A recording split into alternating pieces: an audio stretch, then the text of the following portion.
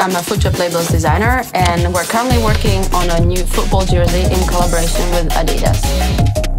Letna is the main inspiration behind the design because this is where everything comes together. When it comes to football or skateboarding or great music, it's always a great place to have a good time.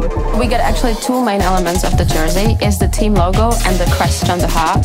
And for the team logo, we developed a special scribble with a touch of red, and the crest on the heart has a hidden metronome element in it, which swings from side to side, and it creates this like illusion of never-ending movement. And that was really important for us to showcase in the jersey. So number 96, everybody remembers that. It was the greatest achievement of our football history. We came as the underdogs, but we got silver.